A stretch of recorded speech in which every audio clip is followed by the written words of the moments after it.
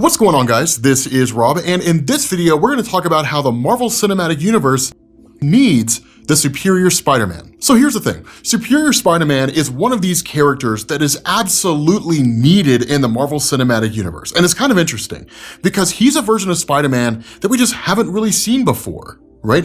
And here's the funny thing. I would go as far as to argue that a Superior Spider-Man film would actually be better than any of the Spider-Man movies that we've seen up to this date. But it also depends on how they handle it. As we know with the Morbius film, just because a movie has a villain doesn't mean it's going to be a good movie. We'll do a review on Morbius. We'll do a review on that film. So here's the thing. Right, for those of you guys who are unfamiliar with the Superior Spider-Man, he's one of the most interesting versions of Spider-Man that exists in Marvel Comics.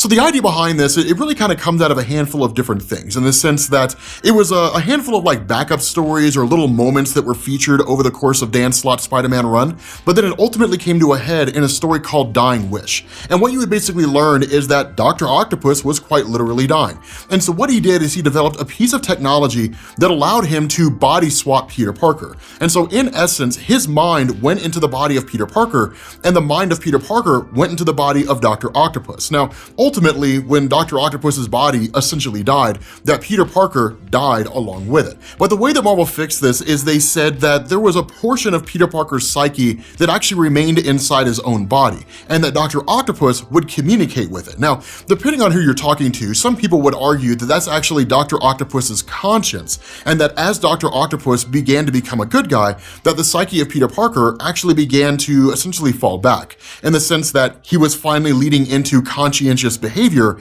and basically becoming a good guy. And therein is the nature of why a Superior Spider-Man movie would be so cool. The cool thing about this is that we don't really need to know the ins and outs of Dr. Octopus in order to make it work.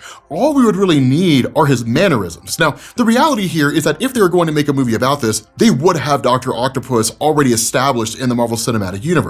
If for no other reason than the fact that it's only a matter of time before we get him, that the MCU is going to have their own version of Dr. Octopus somewhere along the line. I mean, we can all kind of agree that's going to be the case, right? There are some Spider-Man villains that are of just such a level of popularity that we know it's only a matter of time before they actually appear in any one particular film. And so with this whole situation, having him established beforehand would make it easier, but just from Alfred Molina's Dr. Octopus, just because of the fact that even people who never saw the old Sam Raimi movies likely went back and watched them because of Spider-Man No Way Home, they would have a general gist of his character. The benefit of Superior Spider-Man and the way this played out is that after Dr. Octopus took over the body of Peter Parker, and if we remove the element, right, once basically Peter Parker's, psyche essentially took a backseat and more or less disappeared, that what Dr. Octopus began to do was actually transform. That initially it was one of these things where he just kind of harped on the idea that Peter Parker was painfully ineffective as being Spider-Man. That quite literally, Peter would put on his costume and he would just swing through the cities of New York and try to stop crimes wherever he found them, or else team up with the Avengers or the X-Men or the Fantastic Four as part of the Future Foundation. But the reality here is Dr. Octopus was like, there's so much more that can be done here. And so what he did is he actually developed these little tiny spiders that actually just moved throughout the entirety of the city. They were eyes and ears everywhere. And what they would do is they would alert him to when a crime was taking place so he could get there. Because the reality is that with Peter Parker, he couldn't save everybody. Because if he's in Midtown, he has no idea that some kind of a mugging is happening on like the Upper East Side. He doesn't know that's taking place because he's not there. But with Superior Spider-Man, he was everywhere at once by virtue of these little spiders that he had. So he could race over to the other side, or he could prioritize which crimes needed his attention the most and then respond accordingly. Now, initially, it was one of these things where he was just a dick, right? I mean, he was like a villain running around in the body of Peter Parker. He didn't really, beat up innocent people. I mean, he kind of did to a degree, but one of the big significant things that came out of this, and it was a huge revelation for us as readers, is we learned that Spider-Man was actually pulling his punches. That when Dr. Octopus gets into a fight with the Scorpion, who at that point in time was actually in possession of the Venom symbiote, what ended up happening is a fight broke out between the two during a kind of a branding initiative called Dark Reign, where basically Superior Spider-Man punched the jaw off of Scorpion. Now again, again, he was in possession of the Venom symbiote, so the jaw healed itself. Otherwise, Scorpion would be walking around right now with a fake jaw, which would actually be kind of cool, right? Like a metal fake jaw with like, sharp little teeth things down there, and it would be pretty legit. But it was basically Dr. Octopus realizing that at like any point in time, Peter Parker could have beat them to death.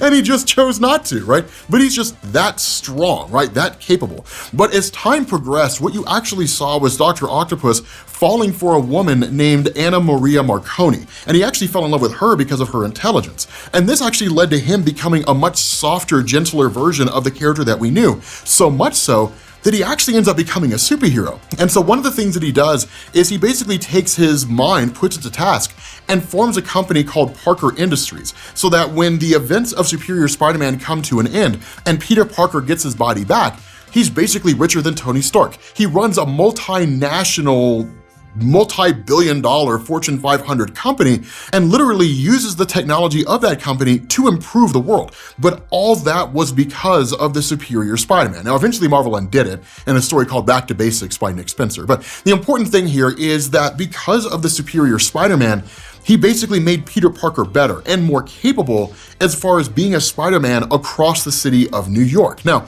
that's why this would work so well, is because for someone like Dr. Octopus, and this is one of the things that I think people loved about Spider-Man No Way Home, it was a redemption arc for Alfred Molina's Dr. Octopus. When we left off, he was a guy that was just a terrible person, right? That just committed some crimes. And while you did get a bit of a redemption as far as like the ending of his place in the old Sam Raimi Spider-Man films, you also got some redemption here, right? It was almost kind of like the Marvel Cinematic Universe was basically telling us, no matter what happens, he's gonna end up becoming a good guy. So now let's take the next step and let's ask the question, what would happen if that kind of redemption arc happened under the circumstances of him being in the body of Peter Parker, right? We know that like he always chastised Peter. In the old Sam Raimi films, he always chastised Peter for like not coming to his full potential. And that was even a bit of an on-running joke in Spider-Man No Way Home. When Alfred Molina talks to Tobey Maguire and they've been separated for basically a decade or two, and he asks him like, how are you doing? And Peter says, doing better, right? Trying to do better. It's kind of hitting back to that old Sam Raimi Spider-Man relationship between the two where like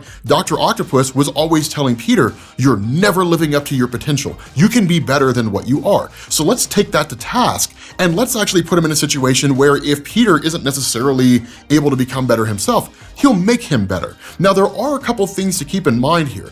This concept would work phenomenal if it was Alfred Molina and Tobey Maguire. That's where it would work the absolute best. And I know a lot of you guys are probably like, yeah, like Alfred Molina takes over the body of Peter Parker and like of like Tobey Maguire's Spider-Man. That would be amazing. And it would, right? I mean, if I had my choice of what version of Spider-Man and Peter Parker end up engaging in the storyline, it would absolutely be Alfred Molina's Dr. Octopus and Tobey Maguire's Peter Parker. Not even by a little bit, by like a mile, right? And they could engineer any circumstance under which that could happen. But with Tom Holland's Spider-Man, we don't necessarily know if it would work out that way because we haven't been introduced to his version of Dr. Octopus yet. He's interacted with Alfred Molina in No Way Home, but he doesn't have his own Doc Ock. And the bigger issue here that you also have to contend with is that that feeling of Alfred Molina and Tobey Maguire, that's nostalgia glasses, right? Like 100%, that's nostalgia. Like we look back to like those old Spider-Man days and it's just like, yes, that would be phenomenal and it would work together because we have like a couple decades of history there that we can kind of look back on. And as we look back on those memories fondly, for a lot of you guys, it was when you were first getting into comics or first getting into comic book movies because it was the first time anybody made any that were actually good outside of Blade.